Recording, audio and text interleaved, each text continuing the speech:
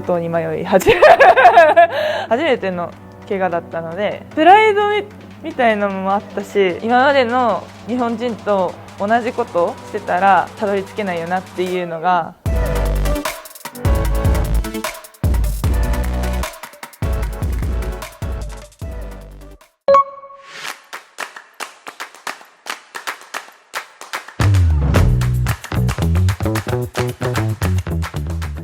小学生の時は水泳とバドミントン両方やってて、バドミントンの方がいい成績だったんですけど、中学校に上がるタイミングでちょっと学業を優先しようと思って、水泳はクラブでやってたのでそっちはできるけどバドミントンはちょっと厳しいねっていう話をして、バドミントンを1回やめて1回美術部に入ったんですけど周りの人がなんか中大連とか出てるのすごく羨ましくて、もう1回バドミントン、一応部活はあったのでバドミントン部に入部して試合には出て、ちゃんと中大連みたいな、全国大会までは行けなかったんですけど試合には出て、でまた高校上がる時に水泳に絞ろうかっていう話してたんですけど、でその4月いろんな部活から入部してくださいみたいな時期があった時に陸上部からお話が来て、いろんな人がカールガール私を陸上部に誘いに教室に来て行ってみて、でなんか顧問の先生とお話しして、その時投げてみたのかなと思うんですけど、なんかちょっと楽しいなって思ったので、やり投げ始めて2ヶ月で地区の大会を優勝した時に陸上の方で成績が残り始めるとそういう水泳の練習とかに出れなくなってきたので、3歳から始めてたやってた水泳をここでやめるっていう決断になりました。今になって分かった話なんですけど、私の母もバスケットボール選手だったんですけど、母はスポーツ選手になってほしくなかったみたいで、普通にというか勉強してその後の人生を歩んでほしかったらしいんですけど、見事にスポーツの方に全部引き寄せてられてしまうっていう感じでした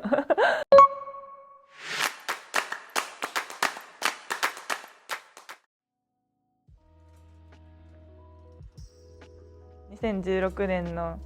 ちょうどリオの選考の時に肘を怪我して、初めての怪我だったのでどうしたらいいかも分からずでもなんか怪我する前にいい記録を投げれて標準記録まで届くかもみたいな感じで試合に出てた最中に怪我をしてしまったので、その後も怪我をしててもその標準記録に挑み続けたんですけど、やっぱりダメで、なんか何もできなくて、なんかグラウンド行ってても一応行くんですけどぼーっとしてるっていう時間が多かったりしました。何やっていいか分からなくてトレーニング器具に座ってぼーっとしてましたトレーニング器具に座ってトレーニングするんじゃなくてトレーニング器具でぼーっとしてましたはい、今だったらなんかちょっとできること探してやったりするんですけど、その当時は何やるのが正解か分からなくて、なんかやっても意味ないんじゃないかなって思ったりとかしてたので、次の年に1年で復帰できる状態にはなったんですけど、同時に復帰と同時に指導者がいなくなって路頭に迷い始めて怪我をしたのに、どうやって戻っていけばいいか教えてくれる人が誰もいないっていう状態に陥って、すごくなんかビビリなのか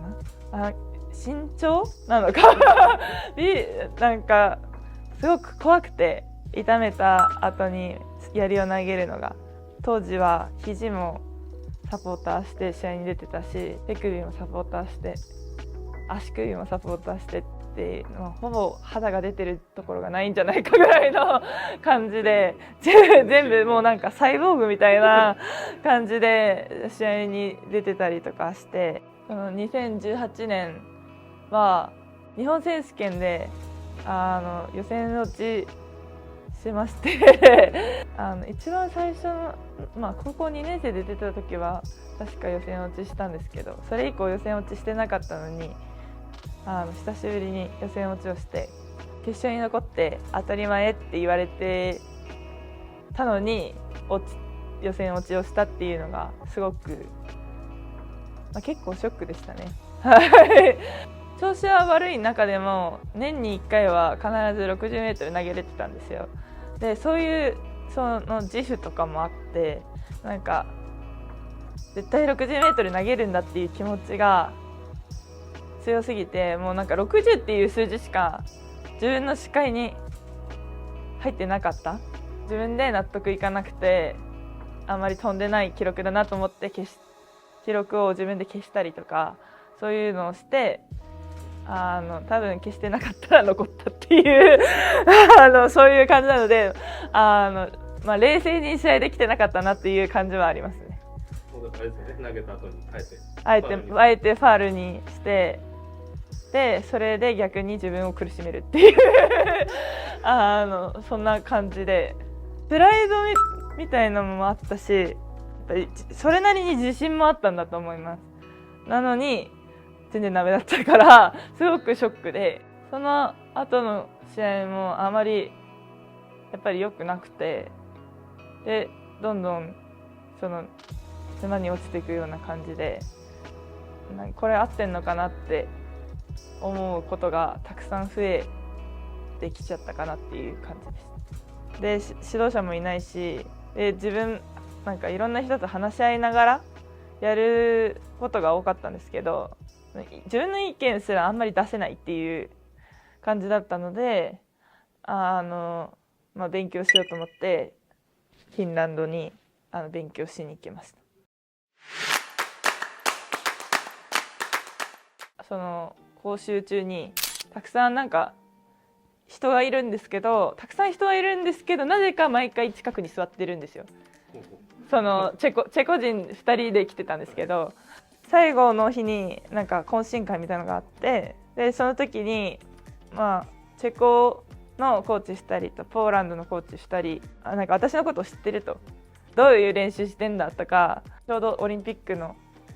オリンピックの前だったので、東京オリンピックあるじゃんみたいな感じの話もして、コーチは誰なのみたいな話にふとなった時に、コーチいないんだよねっていうことを言ったら、オリンピックあるのにそれでいいのっていうふうに言われて、いろいろその練習方法とかを提案され続けるわけですよ、私は。練習しに行きたいって言ったら見てくれますかっていうふうに言って、いいよっていう感じだったので名刺をもらって、その今のコーチじゃない方の人に次の日さよならだったんですけど、次の日にもうバス見送ってすぐにメールしました。はい、本当に行きたいんですけどみたいな本当にいいんですかみたいな感じで聞いて、でもその人はやっぱりちょっと年が近い人を教えてたので、なんかそういう兼ね合いもあったと思うんですけど、見れないっていう風に言われて、じゃあここに連絡してみたいな感じで、インスタグラムの URL が送られてきて、今のデイビッドのインスタグラムでダイレクトメッセージでやり取りしました。東京オリンピックを経験したことが一番かなっていうふうに思ってますね。小さい頃からスポーツずっとやってきて、もうずっとオリンピックは、陸上以外ですけど陸上ではないですけど、水泳の北島康介選手のはい、すいません、本当に見たことなかったですでももう水泳しか見てないですね。もう北島康介選手の名言も2回とも両方ともちゃんと見てましたし、そういうところにはやっぱり憧れはあって、東京のオリンピック決まった時に選手として出ようっていう気気持ちよりはなんかボランティアとか何でもいいからとりあえず東京オリンピックに携わろうっていう気持ちが強かったんですよね。だけどそのやり投げ始めてだけどやり投げを始めてちょうど始めたぐらいで決まったと思うんですよ。最初の方は調子が良かったからやっぱりなんか東京狙えるみたいな、このまま行けば東京出れるよみたいな感じで言われ始めて、やっぱりそうなると自分もなんか選手として出たくなっちゃってどうせなら出るだけじゃなくてメダルとかそういう成績も残したいなっていう気持ちにもどんどん変わって、その近づくにつれてどんどん変わっていってたので、その中であんまり東京オリンピックで予選は通過できたけど決勝はちょっと怪我があってうまく投げれなくて、3ヶ月ぐらいやり投げをもう離れざるを得ないというか、2回目の離れざるを得ない怪我だったんですけど、その時になんかいろいろ振り返って、本当にオリンピック前はメダル目標にしてたけど本当にメダル取れる位置にいたかなっていうのをすごく考えて、世界大会に出たら絶対メダル取らなきゃいけないって思ってたけど、そんな簡単じゃないよなっていうのに東京オリンピック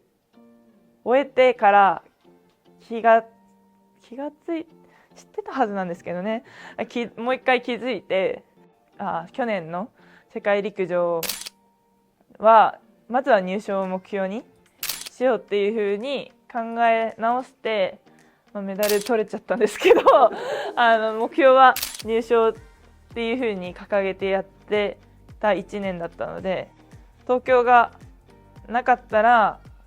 そういう風に感じてなかったかもしれないしっていうのはすごく感じます。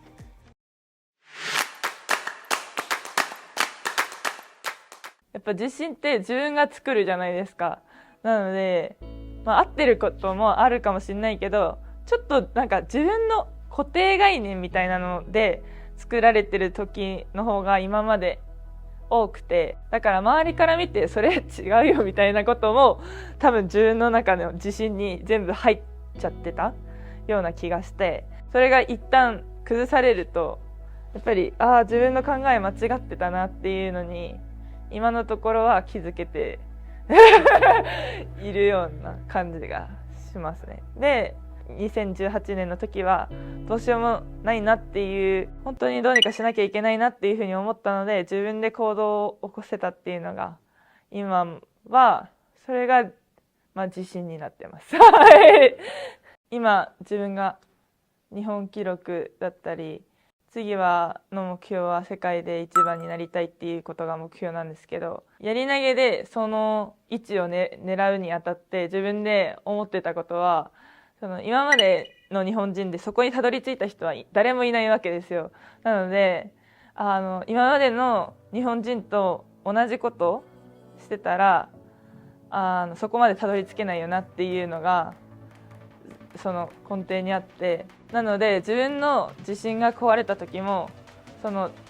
自信が壊れた理由は今までの自分じゃダメだったから壊れてしまったので、今までと同じ自分でこれから過ごしたらここから進歩はないなっていうふうに思えるんだと思います。笑顔のコツはありますか？笑顔のコツはなんか写真撮られる時とかには向かないんですけど、どんな顔になってもいいやと思って笑うことだと思ってるんですけど綺麗にとかそういうのを全部度外視にして笑うのが一番相手に伝わる自分は幸せだって伝わる方法かなっていうふうに思ってます。